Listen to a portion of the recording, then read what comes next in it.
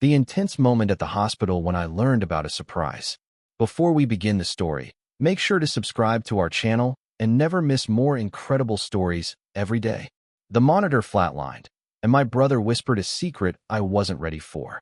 The sentence is still inside my skull, pulsing with the sharp, neon rhythm of the ER. Machines complained. Nurses moved like practiced thunder. Someone cried behind a curtain and then swallowed it like a pill.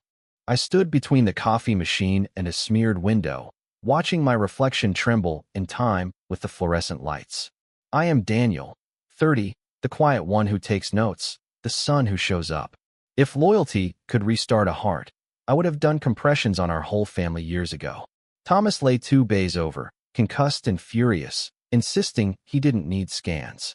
Mom paced the corridor in shoes that clicked like punctuation. She had called me at midnight. Come now. It's bad. She didn't cry.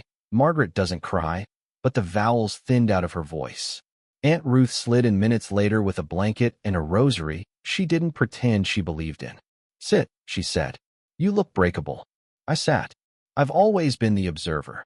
The one who notices the nurse who writes with her left hand but wears her watch on the right. The intern who says copy that to a doctor twice her age.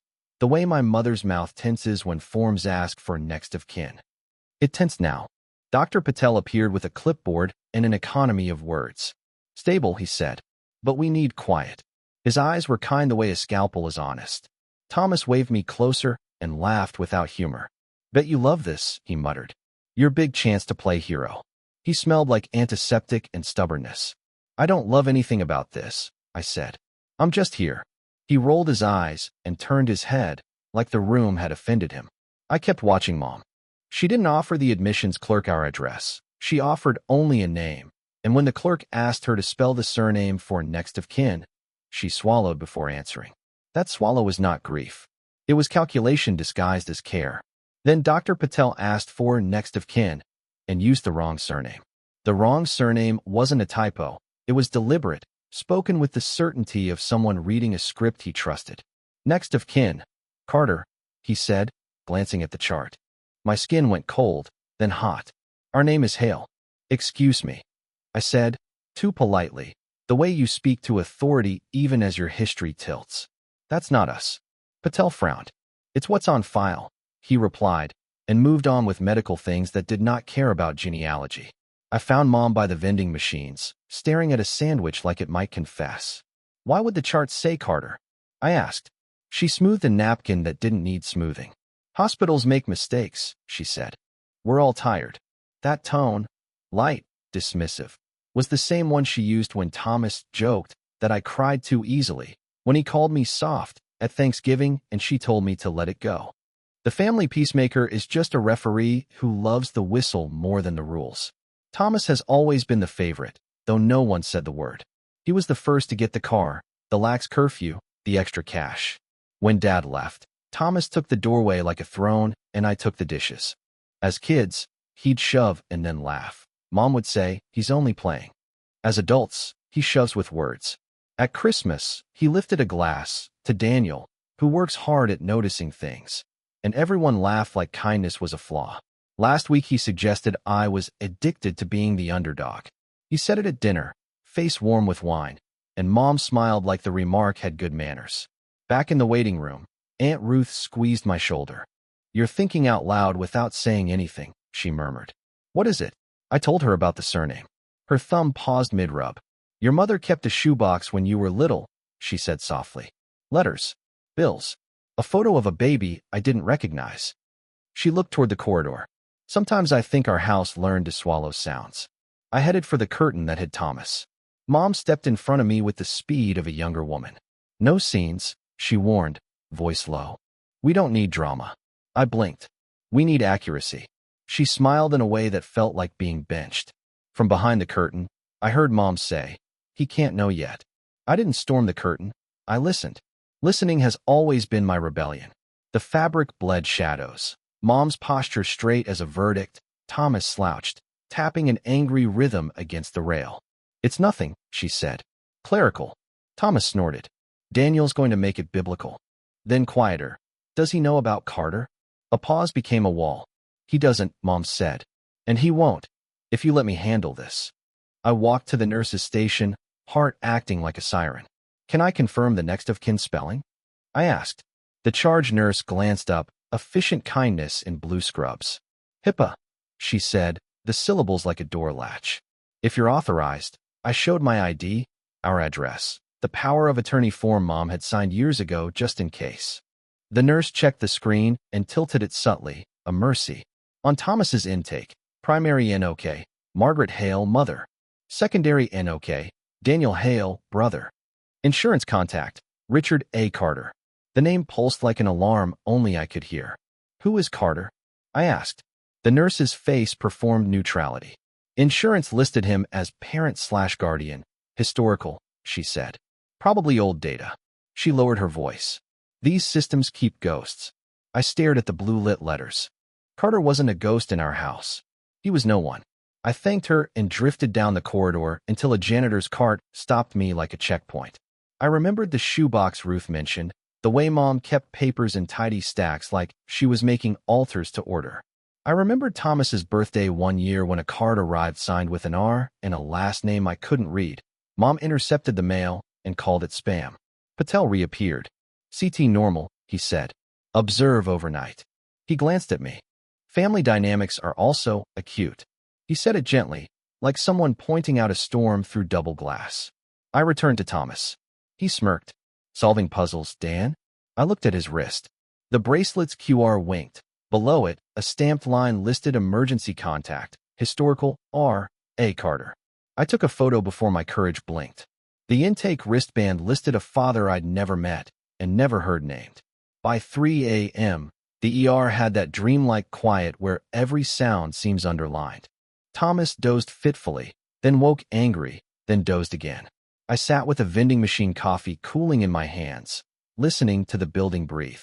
When he stirred, he smirked without opening his eyes. Still playing detective? He murmured. You love a mystery more than you love people. I exhaled. I love truth more than I love pretending. He cracked one eye. Mom hates when you get self-righteous. Mom hates mess, I said. Truth isn't a mess. It's a mop. Nurses traded shifts. A custodian hummed an old R&B hook while pushing a blue cart. I walked the corridor to unknot my spine and paused by the consult room, its door not fully latched. Voices traveled like they had tickets. Patel, we'll keep him overnight. Consent forms are routine. Mom, I'll sign. I'm his mother. Patel again, of course. But a historical contact appears, Richard A. Carter, and I need to reconcile it for the record. Paper rustled. Mom's voice dropped. Outdated. He's no longer relevant. Patel was gentle, but firm. Was he a guardian? A father? The system isn't a gossip, just a ledger. My fingers tightened around the coffee lid until it clicked. Mom continued, voice flat with effort. There was a time when a different name made things easier. Insurance. Distance. A situation. I handled it. Patel paused. Understood. But if that person could affect decisions, I'm obligated to document. She exhaled, a small surrender. He won't. He's gone. Please write that. A pen scraped. The quiet grew teeth. I stepped back as footsteps approached, letting the door ease shut on the latch. When Mom emerged, she spotted me and pasted on a smile that didn't reach her eyes. They're keeping him for observation, she said brightly. No drama. Who is Carter? I asked. The brightness dimmed. No one you need to worry about, she replied, and adjusted my collar like I was still 12. Aunt Ruth intercepted me by the ice machine. You heard enough? She whispered. Enough to know there's more. She nodded once. Keep your ears open and your mouth closed. Until it matters. Back in the bay, Thomas was awake, watching me. Mom said you're spiraling, he said. She also said you never could mind your own business. I looked at his wristband again, the stamped letters refusing to fade. Sometimes our business is the only business that matters, I said. I passed the consult room once more, pressed my phone to my chest, and listened as Patel's voice softened into something like mercy. Morning came in thin hospital gray. Family text threads bloomed. Updates? We're praying, need coffee? When I sent a simple, stable, replies arrived like confetti. Then a separate ping. Call me, from a number I didn't recognize. I ignored it and found Mom near the chapel, rubbing sanitizer into her hands like penance. You recorded a doctor? She asked without hello. Word travels faster than blood. I recorded my life, I said. You've been curating it without me. Her jaw set. This is not the place. It is exactly the place, I said softly. Hospitals are where people stop lying. Her stare frosted. You always did prefer principles to people. I felt the old sting and let it pass through. I prefer people who survive truth to those who drown in pretense. Thomas arrived mid-argument, wearing his gown like a cape. Look at him, he announced to no one and everyone. Daniel turned a bump on the head into an ancestry haunt. He jabbed a finger toward my chest. He lives to drag skeletons downstairs for breakfast. You live to throw dishes and call it cooking, Aunt Ruth said, appearing like a rescue boat. She took my elbow. Walk. We circled the courtyard, steam rising from grates like the building had opinions. Ruth spoke without drama. When your mother was pregnant with Thomas, a man came by the house twice. I never met him before or after. He brought a paper bag of groceries and a sealed envelope. Your mother said he was a helper. She filed the envelope in the shoebox and told me not to meddle. I didn't. She sighed. That's on me. Do you remember his name? I asked. Jacket had a stitched patch, she said, eyes narrowing at memory. Carter Construction. The world tilted again, then steadied. Evidence doesn't scream, it stacks. Thank you, I said. She squeezed my hand. I should have asked more questions. Back inside, Thomas blocked the hallway. You want a father swap? He sneered. You want to feel special with a fresh tragedy? I held his gaze. I want the file corrected and the silence retired. Mom stepped between us, palms raised. Enough. We are not tearing this family in half over a clerical error. I swallowed. Clerical errors don't bring groceries twice. My phone buzzed again. Call me. Followed by a voicemail transcription with 4 words that set my bones on fire. This is Richard Carter. The message sat in my ear like a live wire. An older voice, careful and sanded by apology. This is Richard Carter. I heard Thomas was hurt. I can explain some history. No callback number, just a click into silence, like a door shut with 2 hands. I didn't tell Mom. I didn't tell Thomas. I did what I've always done best, I noticed. A nurse rolled a laptop on wheels to the foot of Thomas's bed and left it open while she fetched a cuff. The EMR glowed like a lighthouse. I stood to the side, never behind a workstation, never touching, just reading what the screen offered. MRN merge. Thomas Carter Thomas Hale, a.k.a. Tom Hale. Mother, Margaret Hale. Father, Historical Insurance. R. A. Carter, Guardian. A tab blinked. Scan docs. Legacy neonatal discharge. A pixelated PDF with the faint stamp of a hospital I barely remember from childhood. The surname on the discharge matched the wrong one on the wristband. The nurse returned. I looked away, a model citizen. When she left again, I memorized what I could and sat down so my knees wouldn't broadcast the earthquake. Across the room, Thomas watched me watching. Find your clue, he smirked. Find your conscience. I asked back. He rolled onto his side. You think labels make a man. You're a label collector. I swallowed. I think names are promises. Aunt Ruth appeared with coffee that tasted like survival. Whatever you're seeing, she murmured, don't swing it like a hammer. Truth is a key. I nodded. In my pocket, my phone buzzed. An unknown number, then another. I texted one line back. Who gave you my number? No reply. I walked to the records window and asked, hypothetically, about correcting historical contacts. The clerk, a woman with sympathetic eyebrows, slid me a brochure. You'll need proof of relationship and a notarized statement, she said. If someone listed as guardian wants to stay listed, they get notified. Even if they're not related? I asked. She shrugged. We don't pick families. We log them. Mom found me turning the brochure over like a prayer card. You're making this worse, she hissed. For whom? I asked. For all of us, she said, then softer. For me. Something in me wanted to hug her. Something else wanted to hand her a pen. I stepped into a stairwell that smelled like dust and disinfectant, pressed my phone to my ear, and spoke into the humming emptiness, inviting the voice to return. The stairwell was cold, the kind of cold that makes secrets sound louder. I dialed back the number from the voicemail, but it was masked, disconnected before it could ring. That was the first breadcrumb. The second came when I passed the nurse's break room. 2 of them talked low over styrofoam cups. Strange how the legacy file still shows Carter, one said. Should have merged years ago. The other shrugged. Maybe it's accurate. Families are messy. Their voices faded into laughter, but my chest tightened. Families are messy. That's not a clerical error. That's a truth no one wants to spell out. I called Aunt Ruth to the corner of the corridor. Do you remember when those groceries came? With the man in the patched jacket? She furrowed her brow, eyes creasing deeper as memory reawakened. Twice before Thomas's first birthday. Once after. He brought milk and a baby blanket. Margaret said it was charity. She lowered her voice. But she didn't put the blanket in the crib. She folded it in the shoebox. Shoebox. The same shoebox she pretended was just bills and expired coupons. That night, while Mom went home to shower, Ruth and I slipped back to the house. The attic hatch groaned open. Dust motes rose like startled birds. Inside the shoebox, tax receipts, yellowed envelopes, and a Polaroid. A baby wrapped in the same patterned blanket Ruth remembered. The corner of the photo bore handwriting. Thomas R. Safe now. Who wrote this? I whispered. Ruth shook her head. Not Margaret. That's a man's hand. Downstairs, headlights swept the walls. Mom's car. We shoved the lid closed, dust catching in our throats. She entered the house with a bag of groceries, froze when she saw us. Looking for something? She asked, voice clipped. I held the Polaroid behind my back, heart racing. Milk, I lied. The hospital coffee is poison. She stared too long, then carried the bag into the kitchen. My phone buzzed again. Meet me outside the chapel. Midnight. No name.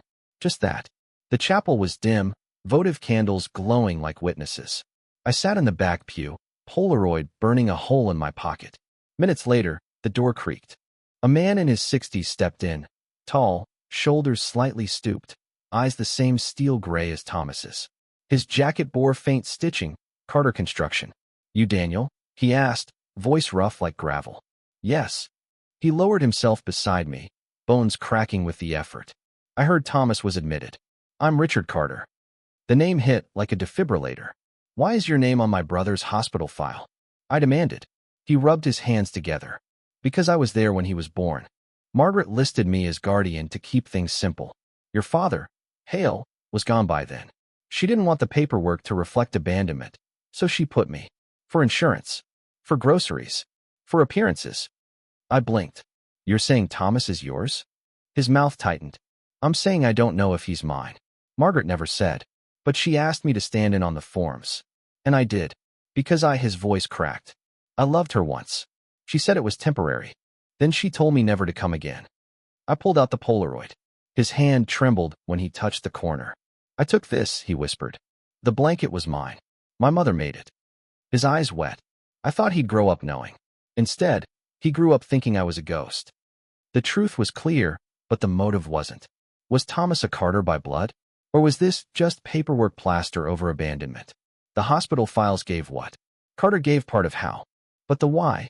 That was still buried in Margaret's silence. The chapel door banged open. Thomas stood there in his gown, fury making his shadow huge. You, he spat at Carter. Get away from him. Thomas stormed down the aisle, Furline trailing like a leash. His face flushed crimson. You think you can sneak into my life now? After decades? His voice cracked. You think I don't know your name? I've heard it whispered my whole life. Carter raised his palms. I never meant to hide. Your mother. Don't you dare blame her. Thomas barked. She protected me. From you. I stepped between them. Protected you from what? Groceries? A blanket? A name on a form? My words rang against the stained glass. Thomas shook his head violently. She said you were a drunk. That you'd ruin us if people knew. She said you wanted money, not family. Carter's voice dropped. I was sober for 20 years before I met her. She lied.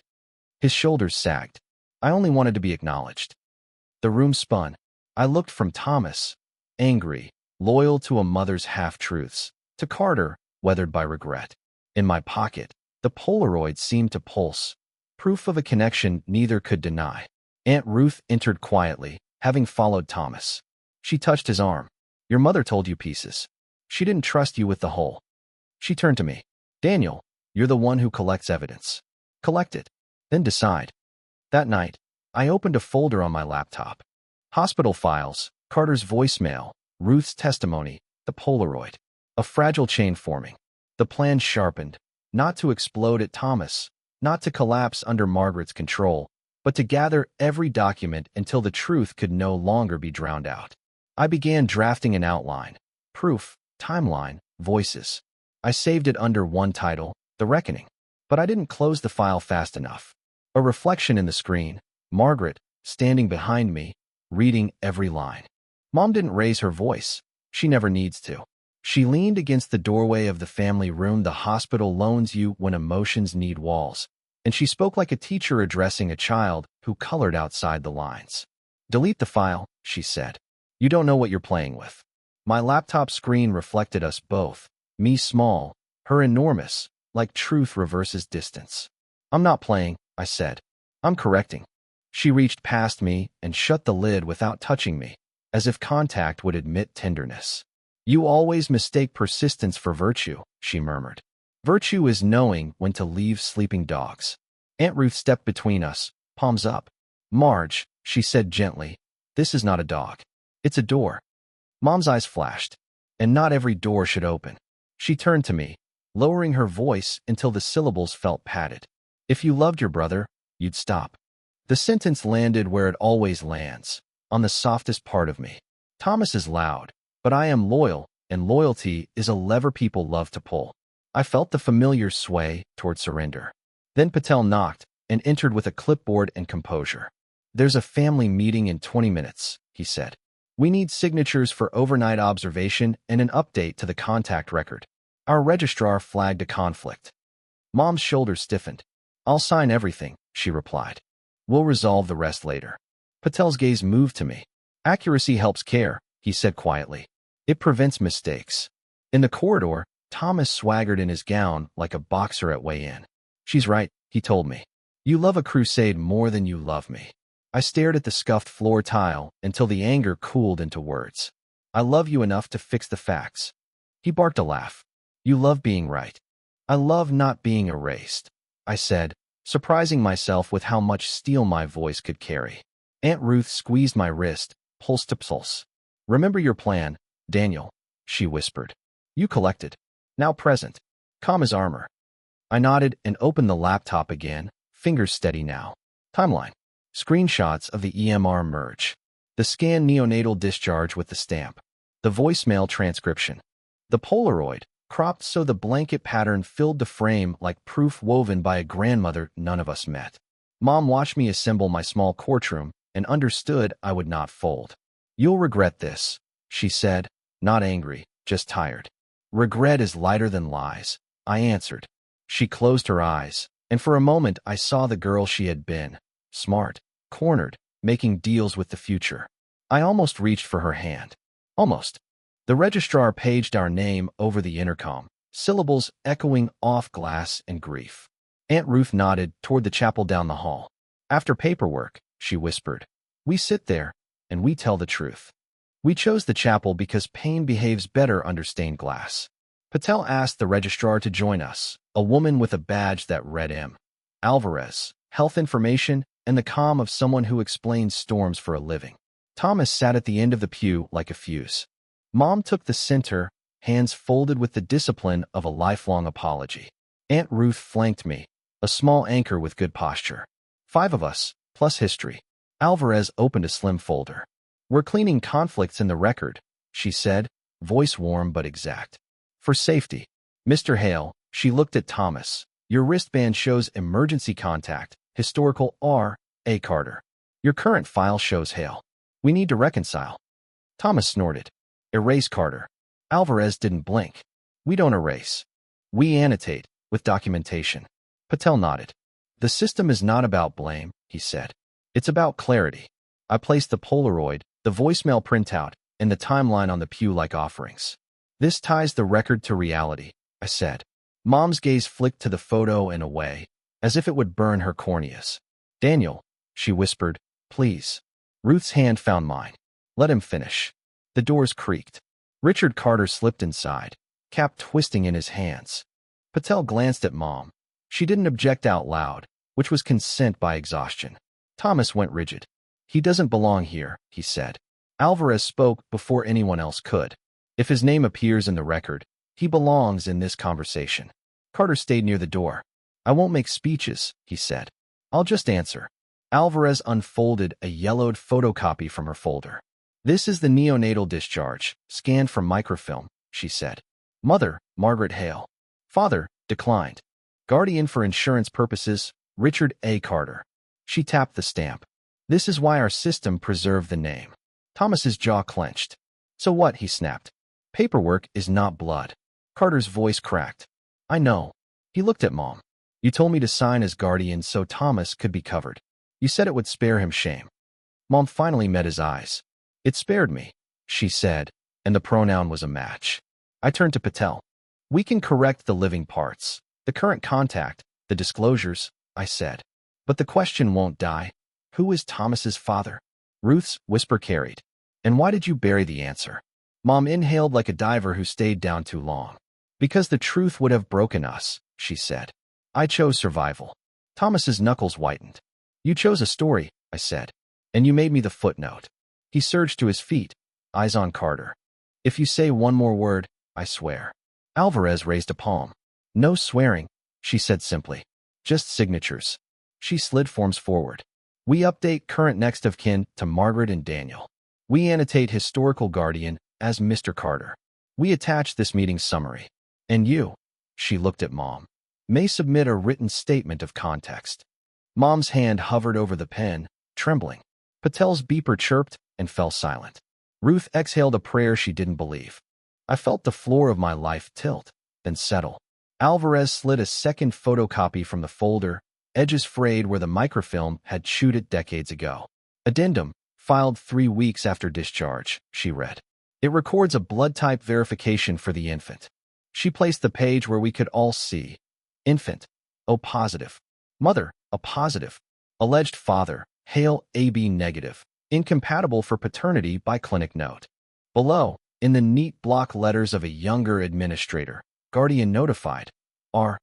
A. Carter. Silence worked its way through us like anesthesia. Thomas stared at the letters as if squinting could rearrange them. That doesn't prove anything today, he muttered. But the bravado sounded drunk on doubt. Patel spoke gently. It doesn't prove everything, he said, but it disproves one thing.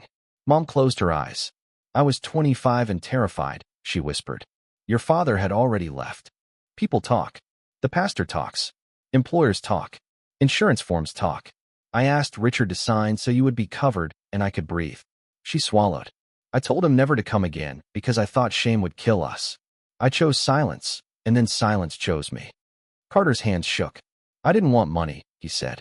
I wanted to mow the lawn. He looked at Thomas like someone who recognizes their own face in a stranger's mirror. I came twice. Your mother cried. I stayed away. He wiped his eyes with his sleeve. I have 30 years of quiet to apologize for.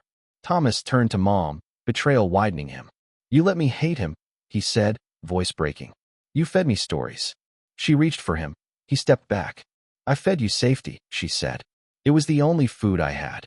Alvarez cleared her throat, bringing us back to paper. This page matters because future care depends on accurate family history, she said. If you want tests, we can order them. If you want acknowledgement, we can document it now.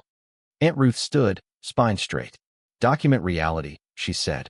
No more shadows. She looked at me. Daniel. I slid the Polaroid forward and placed my phone beside it, the voicemail transcript glinting like a small blade. We're not assigning monsters, I said, my voice low but steady. We're assigning responsibilities. To truth. To each other. Mom signed the addendum acknowledgement with a hand that had steadied 1,000 lunches and a lifetime of lies. Thomas stared at the pen like it might bite him, then took it and wrote his name with the trembling fury of a man unlearning his childhood. Carter didn't sign anything. He only watched, crying quietly, as if signatures could teach him how to breathe. Patel nodded to Alvarez, who stamped the page. The record is corrected, she said. The rest is yours. The chapel emptied slowly, relatives dispersing like shaken salt, their whispers leaving trails. Thomas lingered, his gown hanging awkwardly, fists clenched and unclenched. You always wanted to be the savior, he said bitterly. His voice cracked, not with rage, but with grief. Now you got your spotlight. I didn't answer right away. Words weren't stitches strong enough for the wound. Aunt Ruth broke the silence. Spotlight. No. Floodlight. Darkness doesn't leave on its own. She touched Thomas's arm. He pulled away but didn't walk out. Mom sat slumped, decades of careful posture dissolving. I killed our story, she murmured. I thought silence was a bandage. It was rot. She looked at me, eyes rimmed red. Daniel, I punished you for noticing. Every time you asked, I made you feel wrong. That's on me. Her confession didn't soften me. It landed heavy, equal parts apology and indictment. Carter stood at the back, cap twisting endlessly. I won't force myself in, he said. But I'll answer if asked. I owe that much. Later, in the sterile glow of the waiting area, the ripple effects began. Cousins texted me. Is it true? Mom's phone buzzed with relatives demanding explanations. Some messages offered pity, some suspicion, some silence. Truth splits families like earthquakes split streets. Some buildings stand, others crumble. I walked Thomas back to his bay. He lay down, eyes fixed on the ceiling tiles. I don't know who I am now, he whispered. Neither do I admitted. But maybe now we can stop being who we're not. His jaw flexed, but no comeback came. That night, I sat in the dark beside his bed, listening to the beep of monitors and the hiss of machines. For once, I didn't feel small in the presence of silence. I felt tall enough to carry it. Healing doesn't come as a wave. It comes as drips in and for. Thomas was discharged with a bandaged head and a heavier heart. We left the hospital together, but not side by side. Parallel lines that hadn't intersected yet. Therapy came first. Patel gave me a card for a support group, Adult Children of Family Secrets. I went. A circle of chairs, stories shared like smuggled contraband. People nodding because they knew the sound of silence turned weapon. I spoke about surnames, shoeboxes, and Polaroids. Nobody laughed. Nobody dismissed. It felt like stepping into air and finding ground. Boundaries came next. I told Mom we'd talk, but not at midnight or under fluorescent lights. If you want a relationship, it's with Daniel the adult, I said, not Daniel the boy you can hush. She wept, but she nodded. Words are easy. We'll see if action follows. Carter sent a letter, not a call. I won't intrude, but my door is open. I live 2 towns over. If either of you wants a meal, I'll cook. The envelope carried no demands, only a photograph. The same blanket, folded neatly on a chair. An invitation in cloth. Thomas hasn't opened it yet. He drinks more water, sleeps less, and texts me at odd hours. Do you think he's really mine? Do you think Mom ever loved him? What do we do with this? I answer what I can. Yes, maybe. Yes, probably. We keep breathing. At Aunt Ruth's kitchen table, over tea strong enough to bend spoons, she told me. Truth is a boundary too. It says, you can't build on me without my consent. I wrote that down. I taped it above my desk. I walk more now, slower. I let silence be quiet instead of weapon. And when I pass the hospital on my route, I don't shiver. I nod. The diner smelled like coffee and fried hope. Thomas sat across from me, hands drumming the table, eyes darting toward the door. When Carter entered, he didn't stride. He shuffled, shoulders bowed under decades of absence. He looked at Thomas like a man staring at his reflection in a cracked mirror. I don't know what I am to you, Carter said, but I'd like to be something. Thomas's mouth twitched, anger and yearning wrestling. He looked at me, then back at Carter. You left, he said simply. I was told you were poison. Carter's eyes brimmed. I didn't leave. I was sent away, and I believed the lie that leaving was love. The silence after was the loudest sound I've ever heard. Then Thomas exhaled, long and shaky. I don't forgive you, he said, but I'll eat. Carter smiled faintly. That's all I hoped for. We ordered pancakes. The syrup stuck to everything, even the cracks. Looking back, I realized the hospital didn't just save Thomas's body. It shocked our family into honesty. Secrets are like untreated wounds. They fester until light hits them. Light hurts, but it heals. What I learned, silence isn't peace. Pretending isn't protection. And truth, though jagged, is the only thing strong enough to rebuild. If you're listening to this and carrying a family secret like contraband in your chest, here's my advice. Find the record. Ask the question. Hold the photo. Because lies are heavy, but truth is something you can carry without breaking. And when you sit across from the person who hurt you, remember this. Forgiveness is not surrender. It's a boundary. It says, you can't erase me anymore. Because sometimes the greatest surprise isn't the secret. It's realizing you survived it.